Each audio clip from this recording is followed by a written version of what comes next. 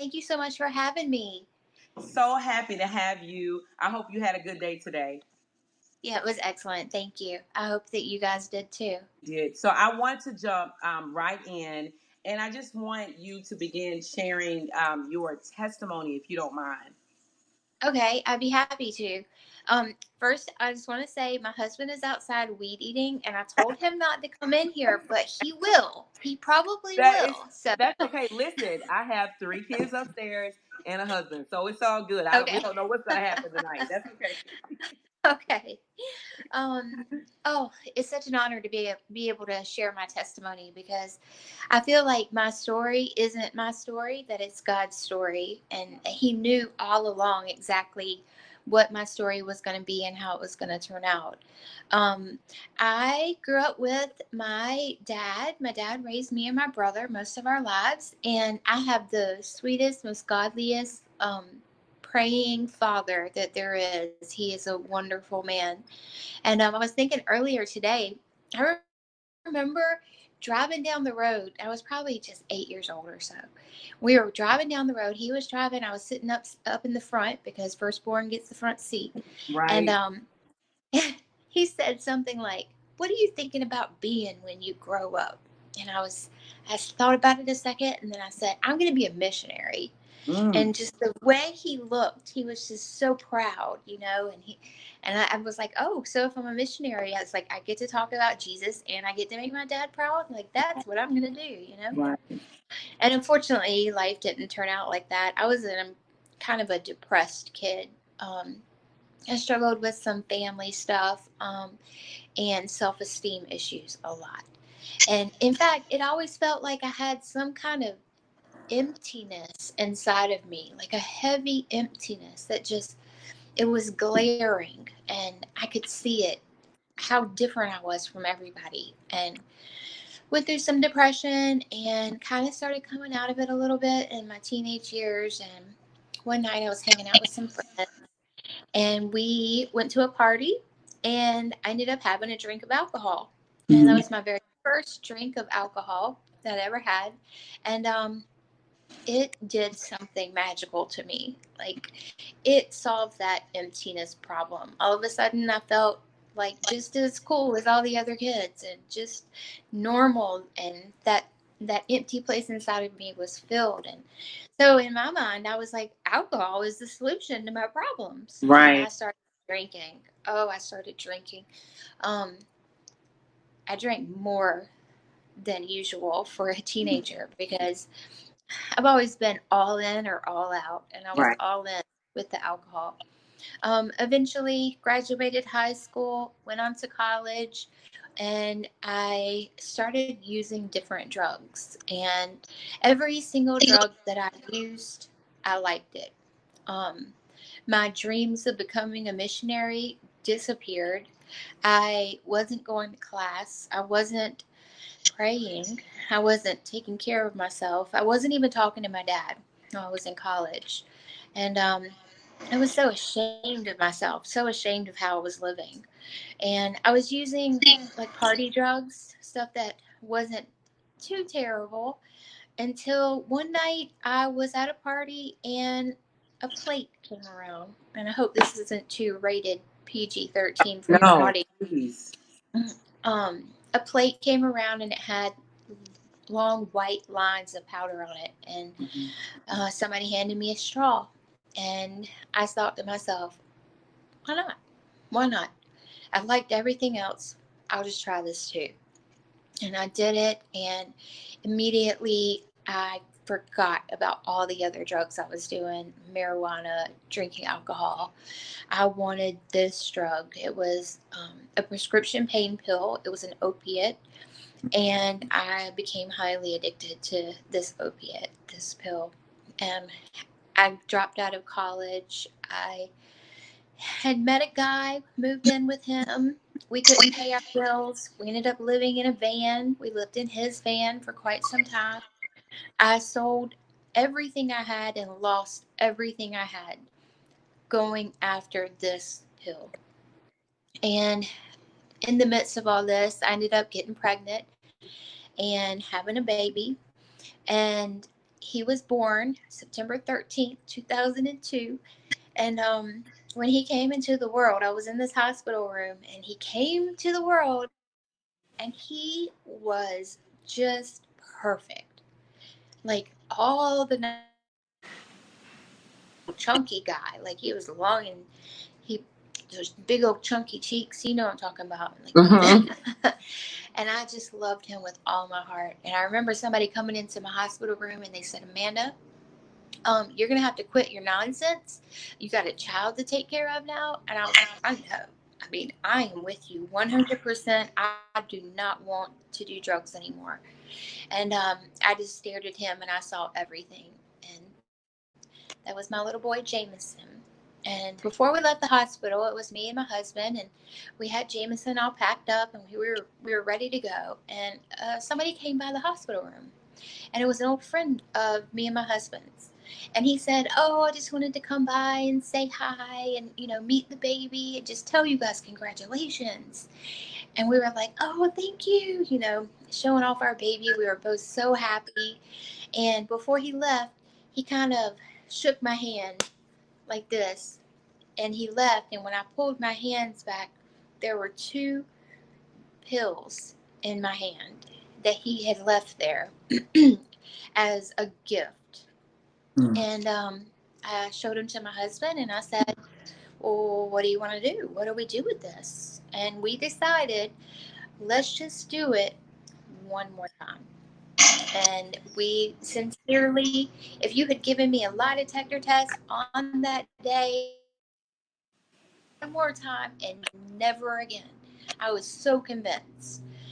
And then we were opening up cards that people had given us for the baby, and money would come out. We said, well, let's just buy one more. And it turned into a We had some connection issues, but the okay, last thing you were saying was a gentleman had given you some pills in your hand, and okay, yeah. okay. Well, I'll start from there. And it might be a blessing in disguise because my husband just zoomed by like the window right here on the loud lawnmower, zigzagging back and forth. And so I was like, please, please go away with that lawnmower. And of course, my husband's out here. It's dark, and he's out here cutting grass. So perfect time. Perfect Yeah. time. The real life issues. um, I totally understand. so yeah, this guy had given us these pills that were what we were addicted to. My husband was also addicted, and we swore that we were only going to use one. That was it. We're going to use these last two pills, and that was it. We were never going to use drugs again, and that led back into the full blown addiction. Things got bad. Things got worse really fast. We never had money to take care of the baby. I never had money for Pampers or formula, and my baby wasn't being taken care of in a nice, stable, safe environment because I was always trying to find more drugs. I was so addicted. The drug that I was addicted to was like a man made heroin. And when I didn't have it, I would get physically sick. And it was the worst sickness in the world. So I would do anything not to have to feel that. And so I did. I started doing some things I never thought that I would do. I ended up using drugs intravenously, and that was even more addictive. I left my husband and went home. We were in Myrtle Beach, and I came home to Orangeburg, and I called him one day and asked him to come get Jameson. I couldn't take care of him anymore. Like, I knew that he wasn't in the best environment that he could be in. I knew that I wasn't taking care of him like I should have been. And I asked him to come get the baby, and he said yes. And he was staying with a cousin, and they were good people, and so I knew that he would be safe with them. But after that, every time I thought about my child, my heart broke, and I had to use drugs more and more to get rid of that horrible pain that came every time I thought about my child hitting his first and me missing them, his first smile, his first steps, his first you know, birthday, like I'm missing these things and I had to use more drugs. And I started using heroin. It was easier to get and it was cheaper now, and I'm using heroin. And I started smoking crack cocaine. And I was living with a man who was a lot older than me, and he was abusive at times, physically abusive. Um, we had a hard time finding money to support our addiction. I I did what I had to do to get the money, and I was in and out of jail. This addiction, it consumed me. I couldn't understand. And people would say, if you love your child, just quit using. Like, just stop using drugs. And that's the solution. And if that had been the solution, I would have done it. I wish I could stop using drugs. I couldn't stop. I wanted to. I went to detox 4 separate times trying to get help for my addiction, and I couldn't stop using. Something would change in my brain the day I got home, and it would say, go get a pill. And that would be the only thing in my head. I couldn't think of anything else. Um, I actually got pregnant again, and the second time that I got pregnant, I wasn't able to stop using drugs. And when my baby was born, he was born with a dependency.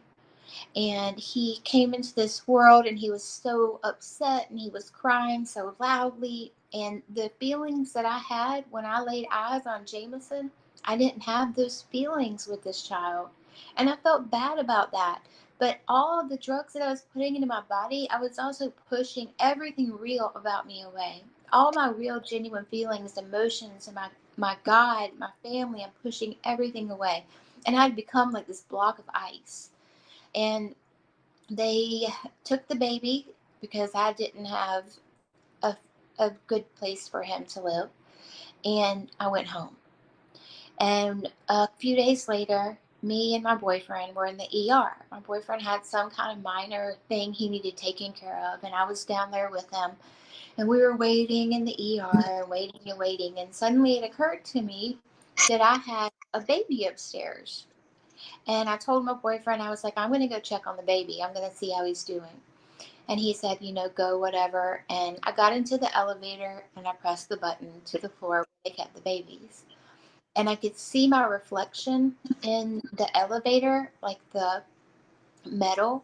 Right. And looked at myself, and it wasn't me. Like, my eyes were black. My skin was just so pale. I was so dirty. I had bruises all over my face, all over my body. My hair was falling out in chunks. It was so thin and straggly. My fingernails were dirty. My clothes were dirty. And it just didn't look like me. And I remember thinking, like, oh, that's not me.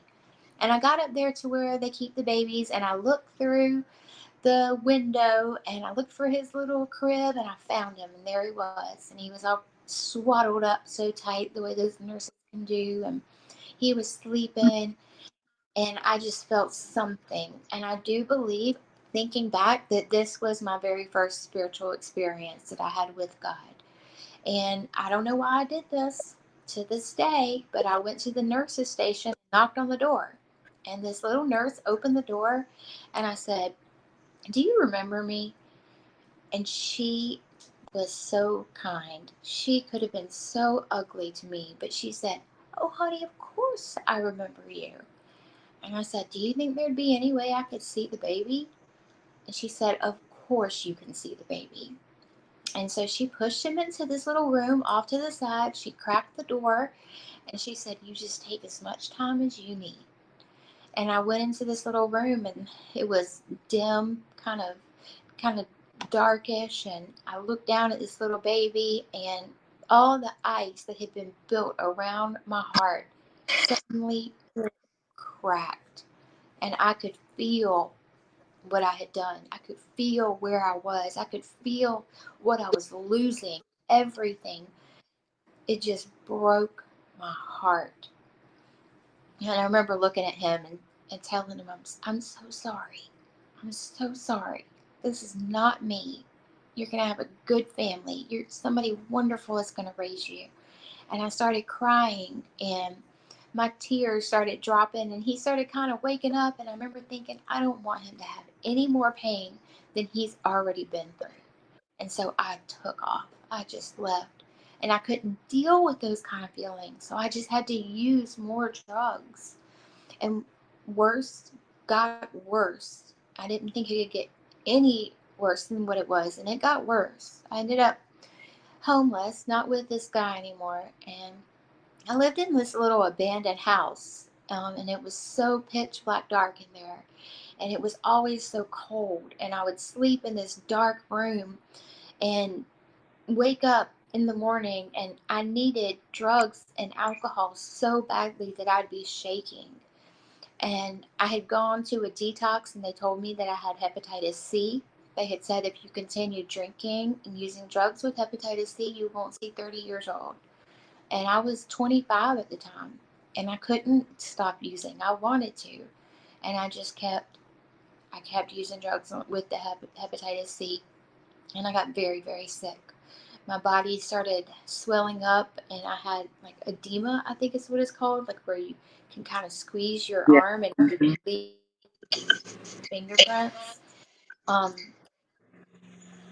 some nights I couldn't sleep in the abandoned house because other people would be there. And I would walk down the road and go into people's yards and I would check their cars and see if they left them unlocked. And if they did, I would crawl into their back seat and I would sleep. Here comes my husband. I'm doing it right now. Yeah. Okay. Kind of waiting for him to leave because I think he's going to be loud leaving. That's okay.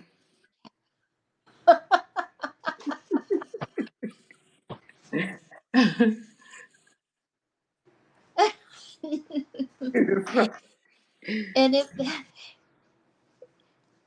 I would sleep in their car, and if I would try to get up before they got their kids ready for school the next morning and had them in the car.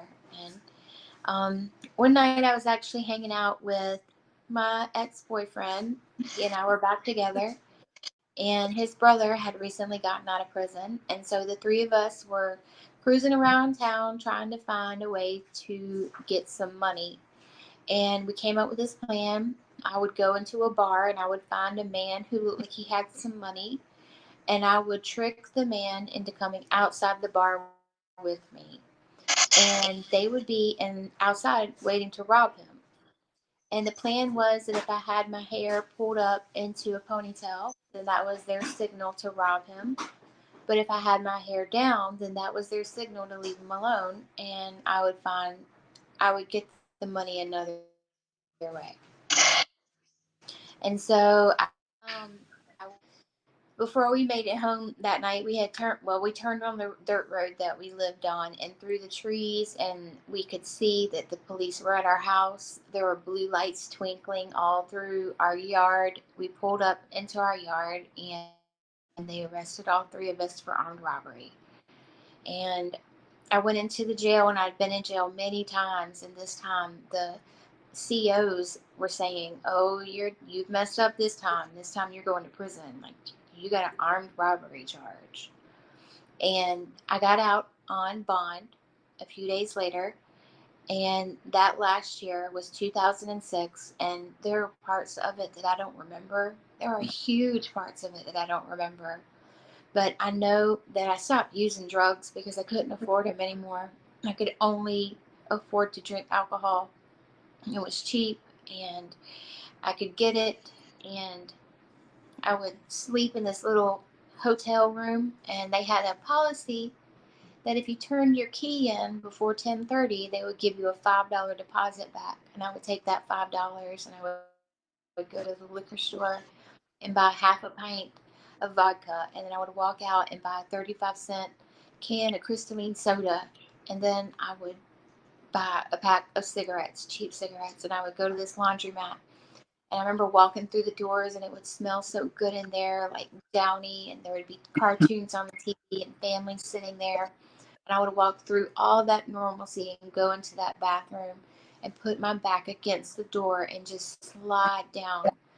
And I would take that bottle and crack it open and start drinking first thing in the morning. And I waited for my trial, and it was actually exactly a year to the day from when I committed my crime. Um, I stood in front of a judge, and she sentenced me to 5 years in prison. And I was devastated. I couldn't go a day without drinking. Just so just crushed. And I was in the cells, and it's very thin. And they laid it on the floor. They thought I was a danger to myself, so I wasn't allowed to sleep on a bunk. They would put me in a paper suit instead of a regular jumpsuit, laying there on the floor, and I squeezed my eyes shut so tight, and it was cold. And I remember just giving up. It was surrender. It was a complete letting go. And I prayed. I prayed to the God that I had grown up believing, my Sunday school God, my dad's God, the God that I know my dad was praying for me, and he still to this day prays to this God. And I prayed to this God, and I said, Father, if there is anything left in me that is redeemable, you can have it, because I give up. I can't do this anymore. And immediately the Holy Spirit filled the room, every corner. The little I had little chill bumps come on my arms, and I felt like this warmth throughout my body, and it was the Holy Spirit. And I knew I had an encounter with God. And my gut reaction had always been, every time I decide I'm going to get sober, I would jump up and call my dad, be like, "Guess what, Dad? I'm gonna get sober. Your little girl's coming back." And this time, I remember thinking, "Don't call him, just show him." And that's exactly what I did. I love I it. went to the prison where I did my time, and they announced that there would be church services on certain nights of the week. I went to every single church service that they had. I I mean, I didn't have a good to pray. I slept on a hall in this prison, and a hall with 94 other women, and it was open cells, and it was very loud. And I would get up at 4 o'clock in the morning and sit on my bunk and pray and read my Bible, because it was the only time of the day where it was quiet enough to do that. And then I would go back to sleep, or I would go to work. I just sought after God with everything in me, and I knew I had been changed. I knew Mm. it. I felt it. My life was different. My dad came and visited me every single weekend of my entire prison stay. And I actually ended up doing 2.5 years of my 5 years. And I got out of prison, and I, well, started living life. I started going to 12-step meetings, Mm-hmm. um, because I needed accountability, and I needed friends who also didn't use drugs or drink alcohol. Right. And I loved 12-step meetings. They were great. And part of the 12 steps is that you work these steps, and one of them is that you make amends for any wrong that you've done. And so I got down to that step. I was working with my sponsor, and I was working at a restaurant, and this girl came in to work one day, and she had on this diamond engagement ring. And I remember asking her, like, "Oh my gosh, like, who are you marrying? I'm so happy for you." And she said the name of my victim of my crime. Oh, wow. And we started talking, and I found out that she was actually marrying my victim's son. He was a junior. And so I had this letter of apology written to him that my sponsor and I had worked on. I never imagined I'd be able to share it with him. We were from two different counties, and we had originally had like a no contact with victim. So now that my time was over, I could technically contact him, and I asked her if she would see if he would let me talk to him. And she came into work the next day, and she said, "Yeah, he's going to come in here and see you." And he came into the restaurant where I worked, and he sat down at a table across from me, and he allowed me to make amends to him. He allowed me to apologize to him. And I just felt weight coming off of my shoulders by being able to apologize to him. And We got it from the table, and he put this. He's a big guy. He's a big old burly guy, and he got up and he put an arm around me. He said, "I just want to let you know, I do forgive you." And I paid him back the money that we took. It was a lot of money, and it took a long time to pay it back. And I was just a server working at a restaurant, so I would get these money orders, $50 every week, and I would mail them to his house every single Monday. And some people might say, well, there were two other people in that crime. Why'd you pay the whole thing? Because it blessed my soul to do it. It made me feel so good that I was able to make some amends for this thing that I had done in my past. I wanted to do whatever I could to make amends. I had spent so much time destroying my community. I was so ready to start building it back up. So I ended up going to a convention. This is the good part. See me getting happy. Um, I went to a convention. It was in Myrtle Beach, and so I called Jameson's dad, and I said, "Do you mind if I see Jameson? I hadn't seen him in years." And he said, "Okay, sure." And so I saw them the next day. My son came, and he came into the hotel room where we were, and I looked at him, and he looked at me, and like we didn't know one another, and so we were both kind of like, "Hey, buddy," a little awkward hug. And I said, "Do you want to walk out to the balcony?" And he said, "Sure." He was 6 years old. And we walked out to the balcony and we were looking over the water. And he looks at me and he says, "Are you my mom?" And I said, "Yes, I am." And he goes, "Well, then I love you, mommy." And I was like, "Oh, I love you, baby." And I gave him a hug. And he looks out over the water and he says, "I love you, mommy." And I was just like, "Oh, honey, I love you too." And then he looks up at me and he goes, "I love you, mommy."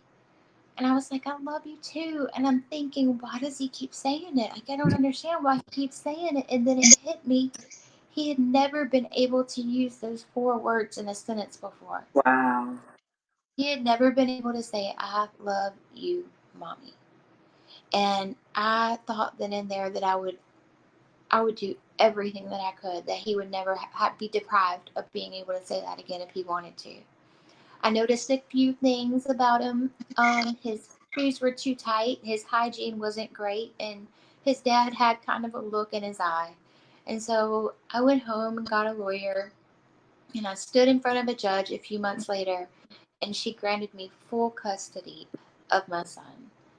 And he came home to live with me. He was 7 years old at this time, and he didn't have his two front teeth, and he came home, and I was living with my dad still, but he came to live with us, and he adjusted so well. He was so sweet. I remember sitting down one day, and he came in the room, and I said, "Baby, will you sit on my lap?" I said, "I didn't get to hold you like a baby when you were a baby. Can I hold you like a baby?" And he was like, "Sure." And he kind of sat on my lap and curled his little body up real small, and he laid his head on my shoulder, and oh, it was just wonderful. And he's just such a good kid. He just turned 18, but he's just such a good kid. Um, I ended up getting some medical insurance. I know that doesn't sound like a big deal, but if you've never had like health insurance and you get it, that's a big deal. And I got this insurance, and I thought, I need to go to the doctor and see what I can do about this hepatitis C, because there are some hepatitis A and B that will go away with medication and stuff, but C will not go away. And so I went to the doctor, and I made an appointment with this guy, and I went into there, and he looked at my files and my charts, and he said, "I need you to go to the hospital to get a biopsy." And so I went to the hospital, and I did what he asked me to do. And he came back, and he comes into my room, and he says, "Good news. Your body has healed itself. You no longer have hepatitis C." And I thought, what? Like, does your body do that? Like, I don't think so, doc. Like, I have hepatitis C. And he said in 15% of cases, your body will actually just heal itself. And I know that my body did not heal itself. My God healed me. I know he did. He can look at me and heal me. He doesn't even have to put, I don't have to grab the hem of his robe. He can just look at me and heal me. And I was completely free of the hepatitis C, and I've been fine ever since. Nothing. I went back to school, graduated, top of my class, was working at a great job I love. Uh, and I was at my church. I was on staff at my church, and me and my baby were living in this cute little apartment, and my life was just, it was good. All was well. And I met this guy at church, and he started like trying to holler, like flirting all the time, and let me get your number and let's hang out. And I looked at him and I was like, oh no, like trouble, like. But we kept talking, and he became my friend first, and he kept flirting, and eventually I fell in love with him, and he asked me to marry him, and we got married. Since that time, he has now taken a position as a pastor. So I'm married to a pastor, and that might not sound like a lot, but that's pretty nuts for a girl who, smoked crack behind car washes and stuff. And so he works in the church, and not too long ago, I got hired to work in an addiction treatment center in our community. And so I work with people who are struggling to overcome addiction every day. Um, so many good things have happened in my life. I was granted a pardon by the state of South Carolina, completely pardoned from all of my crimes. I um, I do want to add one last little story. I I was in line at a Relay for Life a few years ago. Me and Jameson, we were in line to get some French fries, and the whole town was there. And I looked over, and at one of these booths, I saw my son that I put up for adoption. And I kind of grabbed Jameson's hand, and I was like, "That's your brother." And we were both kind of staring at this kid, as we're sitting in line. And all of a sudden, this music came over the loudspeakers, and this kid that we're staring at, he starts dancing, and he's just a going, he's just a dancing, and I felt God say clear as day to my spirit, he's okay, he's dancing, you don't have to worry about him. And as far as I know, he's still doing so well, and I know that he's my baby, he's their baby, and that's okay with me, that's perfectly fine. um, God has done in my life what I could never have done for myself. I live in this house. Oh my gosh, it's so beautiful. Can you see it? It's so pretty. Oh, it is beautiful. It's so pretty. I lived in a home, like a abandoned house for so long, and now I have hardwood floors. And it's just every day he just knocks my socks off. There's just so many things to be grateful for, and I owe it all to God. So thank you so much for letting me share my testimony. I want you have to forgive me. I'm sitting here in awe because I mean your journey is, I mean, it was amazing. And I'll be honest with you, I do have questions, a few questions for you.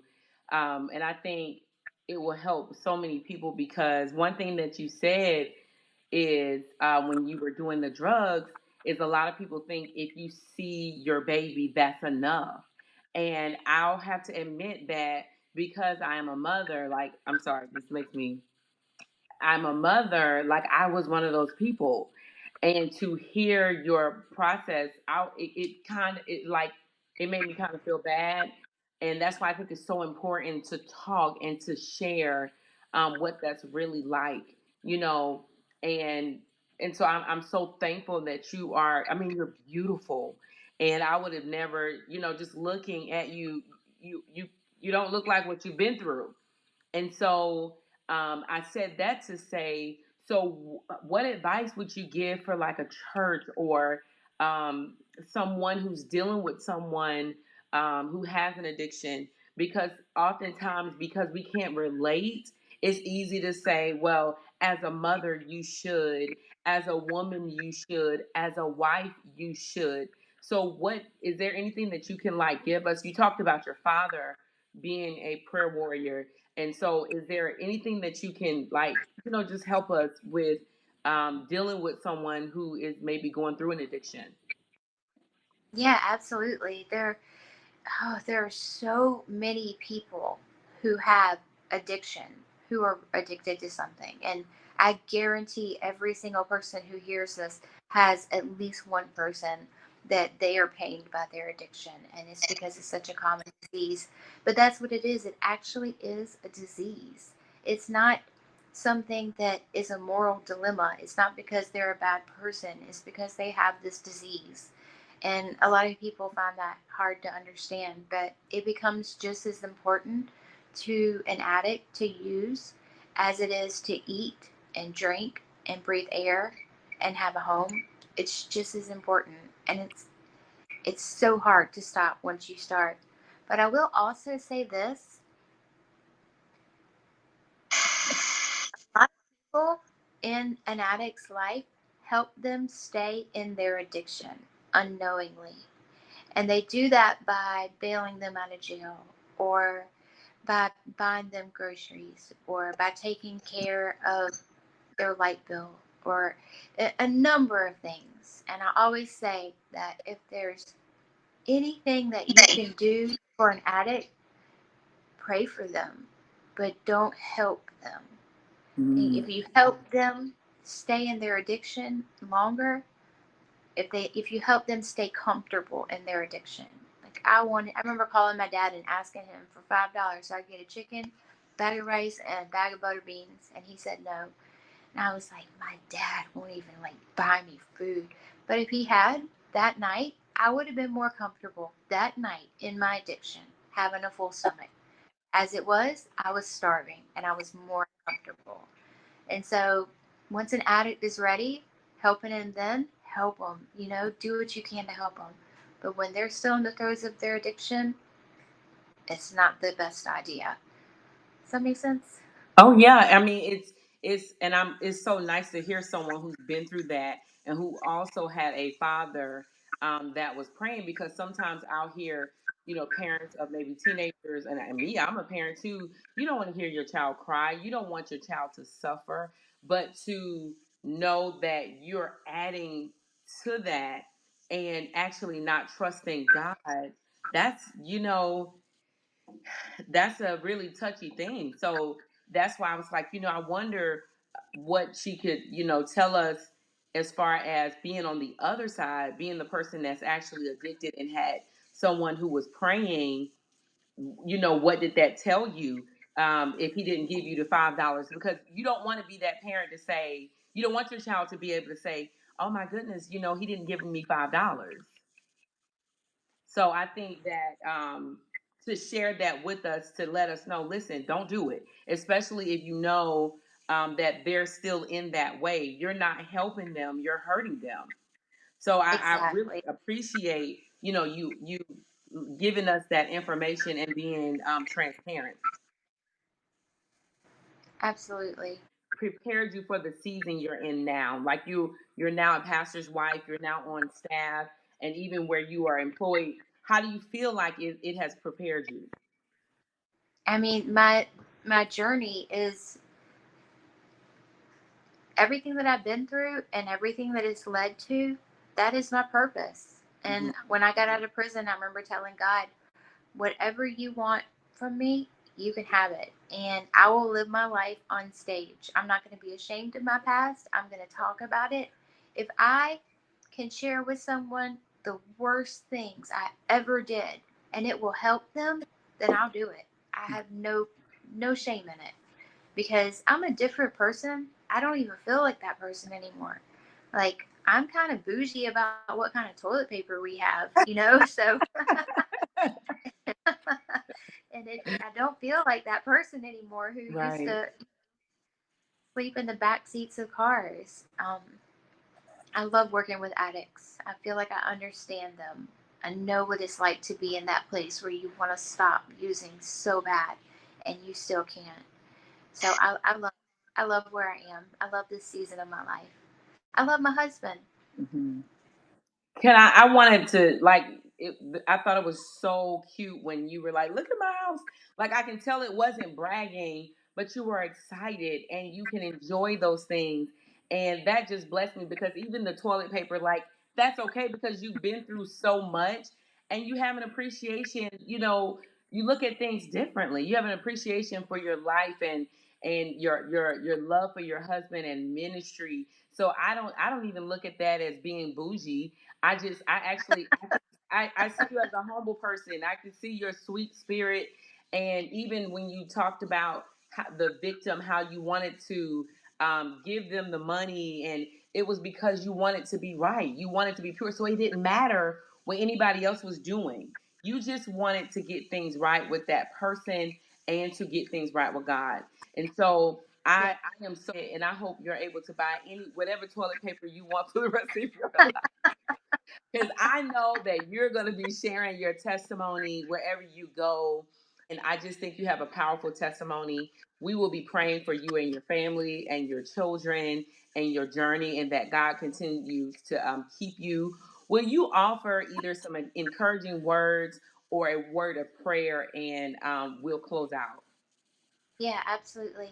Um, Encouraging words. I remember my dad, he said that when he was praying for me, he would pray scriptures and that he would insert my name into scriptures and pray God's word back to him.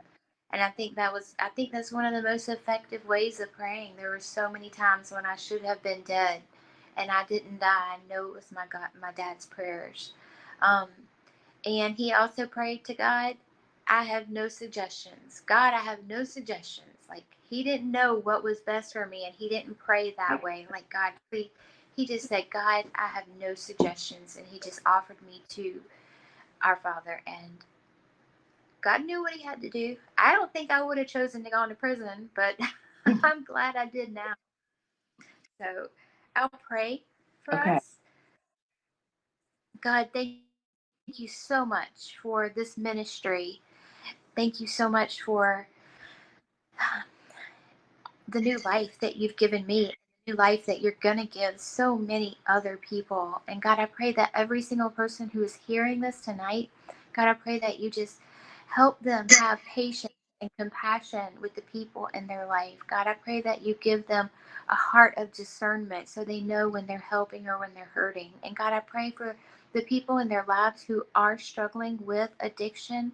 God, I pray that you'll loose those chains. God, I pray that things will happen in their lives where they will want to seek you with all their heart, God, and we have no suggestions on how you should do that. But we love you and we praise you in Jesus' name. In Jesus' name. Listen, enjoy your life, your husband, and your toilet paper. Thank you so much. And I hope you Thank have a great you. evening. Thank you so much. We really Thank enjoyed you. you. Thank you. Thanks. Bye.